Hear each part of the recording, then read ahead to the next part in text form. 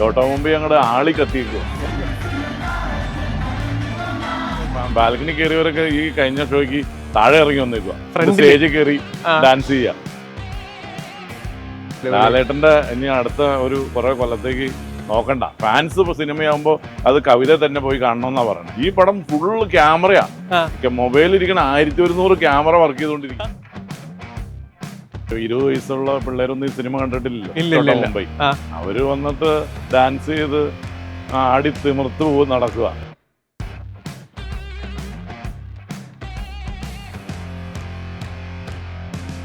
ഷാജേട്ടാ, അങ്ങനെ ഒരു 18 വർഷത്തിന് ശേഷം തിയേറ്റർ അങ്ങ് നിറഞ്ഞു എന്ന് വേണമെങ്കിൽ നമുക്ക് പറയാം. മുന്നും നിറഞ്ഞ സാഹചര്യങ്ങൾ ഉണ്ടായിട്ടുണ്ട്, പക്ഷെ നിറഞ്ഞ് ആഘോഷിച്ച് കൈയടിച്ച് ഡാൻസ് കളിച്ച് ആഘോഷിച്ചാണ് ആൾക്കാർ സിനിമ കണ്ടുകൊണ്ടിരിക്കുന്നത്. 18 വർഷത്തിന് ശേഷം ചോട്ടാ മുംബൈ റിലീസ് ചെയ്തപ്പോൾ എങ്ങനെയുണ്ട് ആ ഒരു എക്സ്പീരിയൻസ്? കാരണം 18 വർഷം മുന്നത്തെ ഒരു ഫസ്റ്റ് ഷോ ഉണ്ടായിണ്ടാവും, ഇന്നലെ ഒരു ഫസ്റ്റ് ഷോ ഉണ്ടായിണ്ടാവും. അപ്പൊ അത് രണ്ടും കണ്ട ആളെന്ന നിലയ്ക്ക് എങ്ങനെയുണ്ട്? ഇപ്പൊ രണ്ടും കണ്ട നിലയ്ക്ക് നോക്കുമ്പോ രണ്ടാമത്തെയാണ് കുറച്ചും കൂടെ ഹാരമായിട്ട് തോന്നിയത്. എനിക്ക് തോന്നുന്നു ഇപ്പോഴെ യങ്സ്റ്റേഴ്സ് പടം കാണുന്നതിൽ കൂടുതൽ ഒരു 5-6 കൊല്ലമായിട്ട്. അപ്പൊ 20 വയസ്സുള്ള പിള്ളേരൊന്നും ഈ സിനിമ കണ്ടിട്ടില്ലല്ലോ മുംബൈ. അവര് വന്നിട്ട് ഡാൻസ് ചെയ്ത് ആടി തിമിർത്ത് നടക്കുക. മോളിന്ന് ബാൽക്കണി കയറിയവരൊക്കെ ഈ കഴിഞ്ഞ ഷോയ്ക്ക് താഴെ ഇറങ്ങി വന്നേക്കുക, സ്റ്റേജിൽ കയറി ഡാൻസ് ചെയ്യുക. നല്ല പ്രായമുള്ളവര് വരെ ഡാൻസ് ചെയ്യുക. ഞാൻ അതിശയപ്പെട്ടിരിക്കുക. ഈ അന്ന് ഇതേപോലെ കണ്ട സമയത്തെ ഈ പാട്ട് വരുന്ന സമയത്ത് ഇങ്ങനെ ഇറങ്ങി ഡാൻസ് കളിക്കാന്നുള്ള ഒരു സിസ്റ്റം ഒക്കെ ഉണ്ടായിരുന്നോ? ഉണ്ടായിരുന്നു, എന്നാലും ഇത്ര കണ്ടിട്ടില്ല. ഈ റിലീസിനാ ഈ ചോട്ടാ മുംബൈക്ക് എത്ര ഹാരം കണ്ടാണ്. എനിക്ക് തന്നെ തുടരും മെമ്പർ ഹിറ്റായി, എമ്പുരാൻ വന്നു, അതിന്റെ ഓളം അങ്ങോട്ട് വന്നേക്കുവാ ചോട്ടാ മുംബൈ. ഓ അടിപൊളി. ലാലേട്ടന്റെ ഇനി അടുത്ത ഒരു കുറെ കൊല്ലത്തേക്ക് നോക്കണ്ട, ആ രീതിയിലാ പോക്ക് പോണേ. ഒരു ഭയങ്കര ലാലേട്ടൻ ആരാധകനാണെന്ന് തോന്നുന്നു. ലാലേട്ടൻ ആരാധകനൊക്കെയാണ്. നമ്മൾ നോക്കുമ്പോ മിക്ക പടങ്ങളും ഈ 10-27 കൊല്ലം ഞങ്ങൾ തിയേറ്റർ എടുത്തിട്ട് മിക്ക ഹിറ്റ് പടങ്ങളും ഞങ്ങളെ കളിച്ചേക്കണേ. കൂടുതലും ആന്റണി പെരുമ്പാവൂരിന്റെ ആശീർവാദ് റിലീസാണ്. അപ്പോൾ ആ എല്ലാ പടങ്ങളും എനിക്ക് തന്നെ കിട്ടണേ. ഞാൻ അവരുടെ പടങ്ങളൊക്കെ കളിക്കണേ. അതുകൊണ്ടാണ് മെയിനായിട്ട് ലാലേട്ടന്റെ സിനിമകൾ കവിതയെ കളിക്കാൻ പറ്റിയത്. അടിപൊളി. ഈ സോഷ്യൽ മീഡിയ എടുത്ത് നോക്കിയാൽ തന്നെ എല്ലാ വൈറലായിട്ടുള്ള വീഡിയോയും, അതായത് തിയേറ്ററിനകത്തുനിന്ന് ചോട്ടാ മുംബൈ റിലീസ് ചെയ്ത് ആഘോഷിക്കുന്ന എല്ലാ വൈറലായിട്ടുള്ള വീഡിയോയും കവിതാ തിയേറ്റർ എന്നാ. പിന്നെ കമന്റ് ബോക്സ് എടുത്ത് നോക്കിയാലും ഇത് കവിതാ തിയേറ്റർ അല്ലേ എന്നുള്ളത്. കവിതയുടെ ഒരു ആ ഒരു രീതിയിൽ കവിതയുടെ ഒരു പ്രത്യേകത എന്താ? കവിതയുടെ പ്രത്യേകത എന്ന് പറഞ്ഞാൽ ഏറ്റവും കൂടുതൽ ആള് കയറുന്ന തിയേറ്ററാണ്. 1130 സീറ്റോളം ഉണ്ട്. അതെ, 1100 സീറ്റ് എന്ന് പറയുമ്പോൾ ഒരു ചെറിയ തിയേറ്റർ എന്ന് പറയുമ്പോൾ 5 ഷോയുടെ ആളാണ് ഒറ്റ ഷോയ്ക്ക് കയറാൻ ഇറങ്ങുന്നത്. അത് തുടരുമൊക്കെ 5 ഷോയെ കളിച്ചത്. അതിപ്പോ 5500 ആൾക്കാരാണ് ഒറ്റ ദിവസം കയറി ഇറങ്ങിയത്. അതിന്റെ അത്രമേ ആൾക്കാർ വന്നു കഴിയുമ്പോൾ അതിൻ്റെതായ ഒരു വൈബും എല്ലാം ഉണ്ടാവും. അതുകൊണ്ട് ഈ മറ്റേ ഫാൻസ് ഇപ്പൊ സിനിമയാകുമ്പോൾ അത് കവിത തന്നെ പോയി കാണണമെന്നാ പറയണേ. ഇപ്പൊ ചോട്ടാ മുംബൈ ആയാലും ചെറിയ റിലീസ് ചെറിയ സ്ഥലത്തൊക്കെ ആള് കുറവാ. ഇപ്പൊ കവിതയില് ഫുള്ളാ. ഇപ്പൊ 3 ഷോ ആക്കിയിട്ടുണ്ട് ഇപ്പൊ നാളെ മുതൽ. അതാണ് അതിൻ്റെതായ വേറെ കവിതയ്ക്ക് വേറെ എടുത്തു പറയാൻ പറ്റിയ. പിന്നെ എൻ്റെ അഭിപ്രായത്തിൽ നല്ല സൗണ്ട് സിസ്റ്റം ചെയ്തിട്ടുണ്ട്. ഇനിയും അപ്ഗ്രേഡ് ചെയ്യണം. ലേറ്റസ്റ്റ് ആയിട്ടുള്ള അപ്ഗ്രേഡ് സിസ്റ്റത്തിലേക്ക് വരും അടുത്ത് തന്നെ. ഈ ചോട്ടാ മുംബൈ റിലീസ് ചെയ്ത സമയം എന്നൊക്കെ പറഞ്ഞപ്പോൾ എല്ലാവരും പറഞ്ഞു, ഓ ഇത് ഫാൻസ് മാത്രം കയറി കാണത്തുള്ളൂ, അല്ലെങ്കിൽ പിള്ളേര് ലാലേട്ടൻ ഫാൻസ് അങ്ങനെ ഒരു പിള്ളേരുടെ സിനിമയാന്ന് പറഞ്ഞു. പക്ഷെ അങ്ങനെയല്ല. ഇന്നലെ രാത്രി 11:59 ഷോ, ഇന്ന് ഉച്ചയ്ക്ക് ഉണ്ടായ ഷോ എന്നൊക്കെ ഫാമിലിയും അവധിയും കൂടിയാണ്. ഭയങ്കര ഇരച്ചുകയറ്റായിരുന്നു. അപ്പൊ ഈ ഒരു ഏജ് കാറ്റഗറി നോക്കുമ്പോ എങ്ങനത്തെ ആൾക്കാരൊക്കെ വന്ന് കണ്ടേ? ഏജ് കൂടുതലും യങ്സ്റ്റേഴ്സ് ആണ്. എന്നാലും ഒരു നല്ല ഫാമിലീസ് വരുന്നുണ്ട്. നല്ല ഒരു 10, 60, 50, 55 വയസ്സുള്ള ഒരു ലേഡിയൊക്കെ ഫ്രണ്ടിൽ കിടന്ന് ഡാൻസ് ചെയ്തിട്ടുണ്ട്. ഞാനോ ഇത് എന്താണെന്ന് മറിമായുന്ന പോലെ രീതിയിലാ ചോട്ടാ മുമ്പ് ഞങ്ങളുടെ ആളി കത്തിയേക്കുക. അത് ഞാൻ പറഞ്ഞില്ലേ, ഡാൻസ് കളിച്ചോ? ഞാൻ കളിച്ചൊന്നുമില്ല. എന്റെ മോൻ പറഞ്ഞായിരുന്നു ചോട്ടാ മുംബൈ മിക്കവാറും നന്നായി വരാൻ ചാൻസ് ഉണ്ട്. ഓക്കെ. ഈ സിനിമ ഇങ്ങനെ എന്തായാലും ചേട്ടനൊക്കെ സ്പെഷ്യൽ ആയിട്ടിരുന്നാണല്ലോ കാണുക. നമുക്ക് ആ ഫ്രണ്ടിൽ ഓഡിയൻസിന്റെ ഇടയിൽ പോയിരുന്ന് കണ്ട് ഇതേപോലെ ആഘോഷിക്കാനൊക്കെ തോന്നിയിട്ടുള്ള ചോട്ടാ മുംബൈ അല്ലാതെ വേറൊരു സിനിമയുണ്ടോ? ചോട്ടാ മുംബൈ അല്ലാതെ മറ്റേ ലൂസിഫറിന്റെ ഓരോ മറ്റേ സീനുകളുണ്ടല്ലോ. അങ്ങനെയുള്ള സീനുകളിൽ പണ്ട് നരസിംഹം മറ്റേ ലാലേട്ടനൊക്കെ ആദ്യമേ തന്നെ ഇൻട്രൊഡക്ഷൻ സീൻ ഉണ്ടല്ലോ, വെള്ളത്തിൽ നിന്ന് പൊങ്ങി തന്നെ. അതൊക്കെ വരുമ്പോ അങ്ങോട്ട് കൈയടിച്ച് മുത്തടിക്കും. അതെ അതെ, ഭയങ്കരമായിട്ട്. പിന്നെ ദൃശ്യത്തിലൊക്കെ ഓരോ സീൻ ഉണ്ടല്ലോ, ആ മറ്റേ പശുവിനെ എടുക്കുന്നതിന് പകരം കുട്ടി എടുക്കണെന്ന് ഓർത്തിരിക്കുമ്പോ അവിടെ ഒരു സീനുണ്ട്. ഒരു ഞെട്ടുന്ന സീൻ, ആ, അതെ, എല്ലാവരും അതെ, തിരിഞ്ഞു നോക്കുന്ന അതെ, സീൻ. അതെ, അതെ. അങ്ങനത്തെ ഉള്ള സീനുകളും ഇതല്ല, ഇത് ഈ 1100 പേരുടെ കൂടെ ഇരുന്ന് കാണുമ്പോഴുള്ള ആ വൈബ് എന്ന് പറഞ്ഞ രാജമാണിക്കൊക്കെ ഭയങ്കര രസമായിരുന്നു. ഭയങ്കര രസം എന്ന് പറഞ്ഞാൽ ഭയങ്കര രസം. അടിപൊളി. അപ്പൊ ആ ഒരു രോമാഞ്ചമൊക്കെ ഓരോ സ്റ്റേജിലും പറഞ്ഞാൽ അറിയിക്കാൻ പറ്റില്ല, നമ്മൾ കണ്ടാലേ അറിയുള്ളൂ. ഇപ്പൊ എവരി സീന് ഞാൻ ഇപ്പൊ ആദ്യമേ മറ്റേ അവസാനം കയറി ചെന്ന് ഫുള്ളായിട്ട് കാണുന്നുണ്ട്. ഈ പടം ഫുള്ള് ക്യാമറയാ, മൊബൈലിൽ ഇരിക്കണ 1100 ക്യാമറ വർക്ക് ചെയ്തോണ്ടിരിക്കുക. അത് ഒപ്പിയെടുക്കാനായിട്ടില്ല ആ റിയാക്ഷൻ എല്ലാം. അതെ അതെ അതെ. ആ മുഖത്തേക്കൊക്കെ നോക്കി കഴിഞ്ഞാൽ അവര് പെമ്പിള്ളേരൊക്കെ കിടന്ന് ഡാൻസ് ചെയ്യണ കാണണം. സീറ്റിന്റെ മുകളിൽ കയറി ഇരുന്നിട്ട് കിടന്ന് കളിച്ചോണ്ടിരിക്കുന്നത്. ഈ സിനിമ കാണുമ്പോൾ നമ്മൾ മറ്റേ ഒരു കോൺസെർട്ടിനൊക്കെ പോണ പോലെ പാട്ടെല്ലാവരും റെക്കോർഡ് ചെയ്യുന്ന പോലെ കംപ്ലീറ്റ് സിനിമയിൽ ഓരോ രോമാഞ്ച സീനുകൾ റെക്കോർഡ് ചെയ്തോണ്ടിരിക്കുകയാണ്. അതെ, ഇതിപ്പോ വന്നുപോയ പടമായിട്ട് കുഴപ്പമില്ല. അല്ലെങ്കിൽ ഫസ്റ്റ് ഡേ വല്ല സസ്പെൻസ് പടമൊക്കെ ആണെങ്കിൽ അതിന്റെ ഇത് നഷ്ടപ്പെടുമല്ലോ. അതെ. ഈ ചോട്ടാ മുംബൈ സിനിമയിലെ സാജു ചേട്ടന് എന്റെ അമ്മോ എന്ന് തോന്നിയ ഒരു സീൻ ഏതാ? എന്റെ അമ്മ എന്ന് പറഞ്ഞ നോക്കിയ സീൻ എനിക്ക് ദൃശ്യത്തില് പറഞ്ഞല്ലോ അതേപോലെ ഇതിലും ആ ചെട്ടിക്കുളങ്ങര പാട്ട് അത് കണ്ടപ്പോൾ എനിക്ക് ഭയങ്കര ആയിട്ടുള്ളതുണ്ട്. അല്ല, അന്ന് എന്നോട് ഒരു മണിയമ്പിള്ള പറഞ്ഞു ഇത് ഞാൻ ചെയ്യുന്നുണ്ട്, അടിപൊളിയായിട്ട് വരും എന്ന് പറഞ്ഞു. ആ മണിയമ്പിള്ളയുടെ കാൽക്കുലേഷനൊക്കെ കറക്റ്റാണ്. പിന്നെ ഇത് റീമാസ്റ്റർ ചെയ്ത് നന്നായിട്ടുണ്ട്. നല്ല സൗണ്ടും നല്ല ലൈറ്റും എല്ലാം നല്ല കളറും ഒക്കെ ഉണ്ട് മുഴുവൻ ത്രൂ ഔട്ട്. ഇനി ഇങ്ങനത്തെ സിനിമ ഇനി ചെയ്യുമെന്ന് അറിയില്ല. ഇത് കണ്ടപ്പോ എനിക്ക് തോന്നുന്നു ചോട്ടാ മുംബൈ സെക്കൻഡ് പാർട്ട് വേണ്ടി ചെയ്യാം. ഇപ്പൊ ബെന്നിപ്പി നായരമ്പലം ഇതിനെ പറ്റി ആലോചിക്കണ്ടെന്ന് പറഞ്ഞു. ഈ സിനിമയുടെ അല്ല, വേറൊരു സിനിമ ഇതുപോലത്തെ അടിച്ചു പൊളിച്ചൊരു പടം, മറ്റേ അൻവർ റഷീദ് എന്നൊക്കെ പറഞ്ഞ ജനങ്ങളുടെ ഇടയിൽ ഭയങ്കര ഹരമുള്ള ഡയറക്ടറാണ്.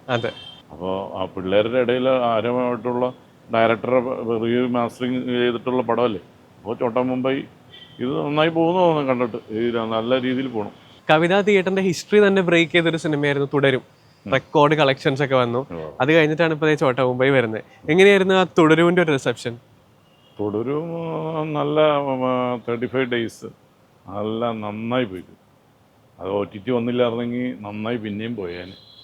പിന്നെ ഞാൻ പറഞ്ഞില്ലേ, ലാലേട്ടൻ്റെ അടുത്ത കാലത്തൊന്നും കാണാൻ പറ്റാത്ത ആക്ഷനും എല്ലാം ഈ തൊടുരൂല് കണ്ടത്. കുറേ കാലത്തിന് ശേഷം ലാലേട്ടനെ തിരിച്ചു കിട്ടി. കറക്റ്റ് സാധനം കിട്ടിയോടുകൂടി ജനങ്ങള് മറ്റേ ഇളകി മറിഞ്ഞു.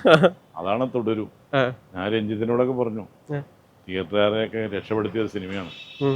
ലാലേട്ടനും രഞ്ജിത്തും തരൺമൂർത്തിയും 3 പേരും കൂടെ കേരളം കണ്ട ഏറ്റവും വലിയ ഹിറ്റായി മാറി. ഇനി അതിനെ ബ്രേക്ക് ചെയ്യാൻ പറ്റുമെന്ന് ചോദിച്ചാൽ വരുമായിരിക്കും. ചോട്ടാ മുംബൈ അങ്ങനെ പറ്റും തോന്നുന്നു. ചോട്ടാ മുംബൈ ഒന്നും അതിന്റെ അടുത്തൊന്നുമില്ല. എന്നാലും ചോട്ടാ മുംബൈ റിലീസ് അല്ലേ. റിലീസിൻ്റെതായ ഭയങ്കരമായ കളക്ഷനാണ് ഇപ്പോൾ കാണിച്ചിരിക്കുന്നത്. അവർ ഇപ്പോൾ പ്രൊഡ്യൂസേഴ്സ് തന്നെ ആകെ വിറച്ചിരിക്കുക ഈ ഇതിൻ്റെയൊക്കെ കളക്ഷൻ കണ്ടപ്പോൾ. ഈ റിലീസിങ് ഭയങ്കര ട്രെൻഡാണല്ലോ ഇപ്പോൾ കേരളത്തിൽ. കഴിഞ്ഞൊരു 3 വർഷമായിട്ട് ഒരുപാട് സിനിമകൾ ഇതേപോലെ നമുക്ക് തിയേറ്ററിൽ മിസ്സായി പോയി എന്ന് വിചാരിക്കുന്ന ജനറേഷൻസ് ഉണ്ട്. സാഹചര്യങ്ങൾ കൊണ്ട് തിയേറ്ററിൽ ചിലപ്പോൾ പോകാൻ പറ്റിയെന്ന് വരില്ല. പക്ഷെ ഇപ്പോൾ എല്ലാം കുറച്ചും കൂടെ ഓപ്പൺ ആണ്. തിയേറ്റേഴ്സിലേക്ക് കൂടുതൽ ആൾക്കാരെ വെൽക്കമിങ് ആണ്. ഇപ്പോൾ ചോട്ടാ മുംബൈ റിലീസ് ചെയ്തു. ഇതേപോലെ ഈ ഒരു സിനിമയും കൂടെ തിയേറ്ററിൽ വന്നിരുന്നെങ്കിൽ നന്നായിരുന്നു എന്ന് തോന്നുന്ന ഒരു സിനിമ കൂടെ ഉണ്ടാവില്ല. ഇനി കാണാൻ പറ്റിയ ഒരു പടം ചിലപ്പോൾ രാജമാണിക്കായിരിക്കും. രാജമാണിക്കും നല്ല ഇതാവും, അത് നന്നായി വരാൻ ചാൻസ് ഉണ്ട്. പിന്നെ കുറേ പടങ്ങൾ ചെയ്യുന്നുണ്ട്. ഇപ്പോൾ ലേലം ചെയ്യുന്നുണ്ട്, പത്രം ചെയ്യുന്നുണ്ട്, കമ്മീഷണർ ചെയ്യുന്നുണ്ടെന്ന് തോന്നുന്നു. അതുപോലെ കിരീടം, പിന്നെ അതേപോലെ ഉദാഹരണതാരം, അങ്ങനെ കുറേ സിനിമകൾ വരുന്നുണ്ട്. ഇതിപ്പോൾ തിയേറ്ററുകാരെ സംബന്ധിച്ച് ഈ ചെറിയ പടങ്ങൾ ഇതിനേക്കാളും കളക്ഷൻ ഉണ്ട്. അതായത് ഈ റിലീസ് സിനിമകൾ. അത് പഴയ കാലത്ത് നല്ല സിനിമകളല്ലേ, അതൊന്നും പുതിയ പിള്ളേരൊന്നും കണ്ടിട്ടില്ലല്ലോ.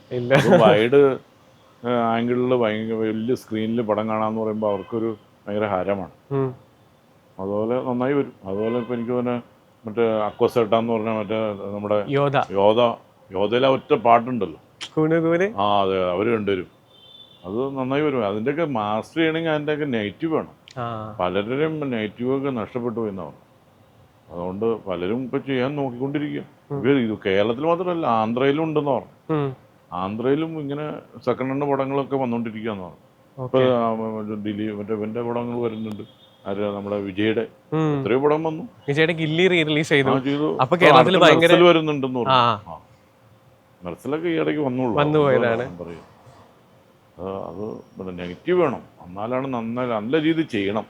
ചെയ്യാതെ ചെയ്ത് കഴിഞ്ഞാൽ തിയേറ്ററിലേക്ക് നാളെ വരില്ല. അത് ഫസ്റ്റ് ഡേ തന്നെ അതിൻ്റെ ട്രെയിലർ കാണുമ്പോൾ തന്നെ അറിയാൻ പറ്റും. ഇപ്പൊ സാജുവേട്ടൻ നിൽക്കുന്നതിന്റെ പിന്നിലാണ് പണ്ടത്തെ നമ്മുടെ ടിക്കറ്റ് കൗണ്ടർ. അതെ അതെ. ഇപ്പൊ ഇന്ന് രാത്രി നമ്മുടെ ചോട്ടാമുംബൈയുടെ റിലീസ് ചെയ്തത് 11:59 ഷോ ഉണ്ട്. അങ്ങനെയാണെങ്കിൽ ഒരു 10 മണിക്കും 9 മണിക്കും വന്ന് നമ്മുടെ ക്യൂ അങ്ങ് തുടങ്ങി. അല്പം അതിന് മുന്നേ തുടങ്ങിയിട്ടുണ്ടാവും. ഇപ്പൊ ഇത് മാറി ഓൺലൈൻ ബുക്കിംഗിലേക്ക് ആയി. അപ്പൊ ഈ ഓൺലൈൻ ബുക്കിംഗിലേക്ക് വന്ന ശേഷം സാജുവേട്ടൻ തിയേറ്ററുകളിൽ മിസ് ചെയ്യുന്ന ഒരു കാര്യം എന്താ? തിയേറ്ററിൽ മിസ് ചെയ്യുന്ന പറഞ്ഞാൽ ഇപ്പൊ പോലീസ് വേണ്ട. നേരത്തെ പോലീസും ചൂരിലും വെച്ച് ആ ആൾക്കാരെ അടിച്ചു ഒതുക്കും. ബ്ലാക്കിന് ടിക്കറ്റ് എടുക്കുന്ന ബ്ലാക്ക് ടിക്കറ്റ് എടുക്കുമ്പോൾ ചിലപ്പോൾ ലേഡീസിന്റെ കൗണ്ടറിൽ ആണുങ്ങൾ കയറി ടിക്കറ്റ് എടുക്കാൻ കയറും. നരസിംഹം സിനിമയ്ക്കൊക്കെ ലേഡീസായിട്ട് മറ്റേ ജെൻസ് വേഷം മാറി വന്നു. അതൊക്കെ പിടിച്ചു. അതാ അല്ല ഞാൻ പറയുക, അവര് അല്ലെങ്കിൽ ഇവിടെ ഉള്ള ലേഡീസിനെ കൊണ്ട് അവർ ജെൻസ് ടിക്കറ്റ് എടുപ്പിക്കും. ഒരാൾക്ക് 3 ടിക്കറ്റ് കൂടുതൽ കൊടുക്കൂല. അങ്ങനെയൊക്കെ ഉണ്ട്. അങ്ങനെയുണ്ട്.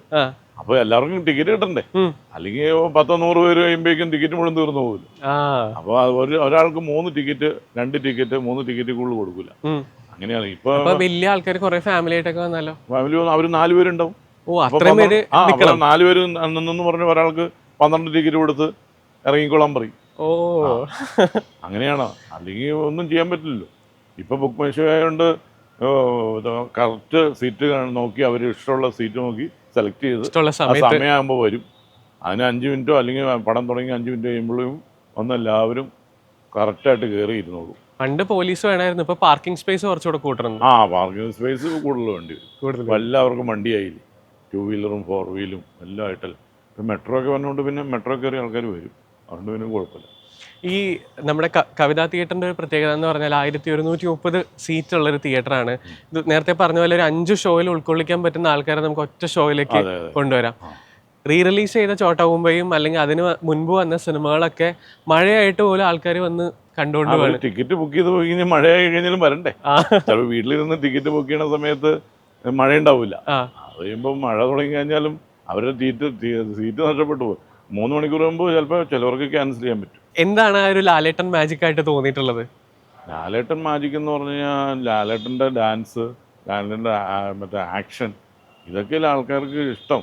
അതുകൊണ്ടാണ് പുള്ളിയുടെ പടത്തിന് ഇപ്പോഴും നല്ല റെസ്പോൺസും നല്ല വൈബ് വന്നു കഴിഞ്ഞാൽ കണ്ട് അതാണ് മറ്റേ തുടരും എന്ന് പറഞ്ഞ പടത്തിൻ്റെ വിജയം. ലാലേട്ടൻ്റെ തുടരും, ഇനിയും തുടരുക. ഇനിയും അടുത്ത കുറേ പടങ്ങൾ ഇനി ഈ രീതിയിൽ വന്നു കഴിഞ്ഞാൽ അടിപൊളിയായിട്ട് പോയിക്കോളും. ഇപ്പം വീണ്ടും ജയിലർ 2 വരാൻ പോകണം. പിന്നെ ബബ്ബയിൽ അഭിനയിക്കാൻ പോകണമെന്ന് പറഞ്ഞു. പിന്നെ മമ്മൂക്കയായിട്ട് ആൻഡ്രൂ ജോസഫ് കമ്പനിയുടെ വലിയൊരു പടം വരുന്നുണ്ട്. അപ്പോൾ അത് കഴിഞ്ഞ് ഫ്രഷ് പടം തുടങ്ങുമെന്ന് പറഞ്ഞു. ദൃശ്യം 3 തുടങ്ങാൻ പോകുന്ന പറഞ്ഞു അനിൽ പെരുമ്പാവൂർ പറഞ്ഞു. അപ്പോൾ ഇനിയും നല്ല പടങ്ങൾ വരണം. നല്ല പടങ്ങൾ വന്നാലാണ് തിയേറ്ററിൽ പുറത്ത് വീട്ടിൽ നിന്ന് ആൾക്കാർ ഇറങ്ങുള്ളൂ. അപ്പോൾ തിയേറ്ററിലേക്ക് നല്ല കളക്ഷനും വരണം. അത് വലിയ സ്ക്രീൻ വേണമെന്നാണ് എൻ്റെ അഭിപ്രായം. ചെറിയ സ്ക്രീനിലൊന്നും കണ്ടു കഴിഞ്ഞാൽ ഒരു വൈബ് കിട്ടില്ല. അത് ചെറിയ സ്ക്രീനിൽ കാണാം. ഇപ്പൊ ചെറിയ പടങ്ങൾ കുഴപ്പമില്ല. വലിയ സ്ക്രീനാകുമ്പോൾ വലിയ പടങ്ങൾ വേണം. അതുപോലെ രജനീകാന്തിൻ്റെ പടങ്ങൾ, അതുപോലെ തന്നെ നമ്മുടെ വിജയുടെ പടങ്ങൾ, സൂര്യയുടെ പടങ്ങൾ, അതുപോലെ തന്നെ ഇപ്പോൾ നമ്മുടെ മറ്റേ ആന്നി പെപ്പ, അവരൊക്കെ നല്ല ആക്ഷൻ പടങ്ങളല്ലേ ചെയ്യണേ. അപ്പോൾ ഒരുമിച്ച് കുറേ പടങ്ങൾ വന്നാലാണ് എല്ലാ തിയേറ്ററിലും പടങ്ങൾ കളിച്ച് പോകാൻ പറ്റുള്ളൂ. ആഘോഷിച്ച് ഡാൻസ് ചെയ്ത ആൾക്കാർ. അതെ അതെ, ഡാൻസ് ചെയ്ത് പോകണം. നേരത്തെ ഇപ്പോൾ പറഞ്ഞില്ലേ ലാലേട്ടൻ്റെ ആക്ഷൻ ഉണ്ട് കാര്യങ്ങളൊക്കെ. ഇതിൽ സാജു ചേട്ടന് ലാലേട്ടൻ്റെ ഏത് ഇമോഷനാണ് കൂടുതൽ ഇഷ്ടം? ലാലേട്ടൻ ചിരിപ്പിക്കുന്നതാണോ, കരയിപ്പിക്കുന്നതാണോ, അല്ലെങ്കിൽ സ്റ്റണ്ടാണോ? എനിക്ക് പുള്ളിയുടെ ലാലേട്ടൻ്റെ ആക്ഷനുള്ള താല്പര്യം. പുള്ളിയുടെ കാല് മടക്കി ഇവിടെ അടിയൊക്കെ അടിക്കുന്ന 6-ാം തമ്പുരാനിലൊക്കെ കണ്ടു കഴിഞ്ഞ് കഴിയുമ്പോൾ, അതുപോലെ ദേവാസുരം പടത്തിലൊക്കെ എന്താണ്. ഞാൻ 4 ഓപ്ഷൻ തരാം. സ്ഫടികം, 6-ാം തമ്പുരാൻ, നരസിംഹം, തുടരും. ഇതിൽ ഏത് സിനിമ ആക്ഷനിൽ ഷാജുചേട്ടൻ ചൂസ് ചെയ്യും? സ്ഫടികം. അത് ആരായാലും സ്ഫടികത്തിലെ ആക്ഷനൊക്കെ ഓരോ സീൻ ഭദ്രൻ ഡയറക്ടറൊക്കെ ഭയങ്കര പാടുപെട്ട് ഷൂട്ട് ചെയ്തേക്കണെന്നാണ് പറഞ്ഞു. ഓക്കെ, അപ്പം എന്തായാലും ഇനിയും ആ റീ റിലീസിങ്ങൾ ഒരുപാട് വരട്ടെ, തിയേറ്റർ ഫില്ലാവട്ടെ. അതെ, താങ്ക് യു. Thank you.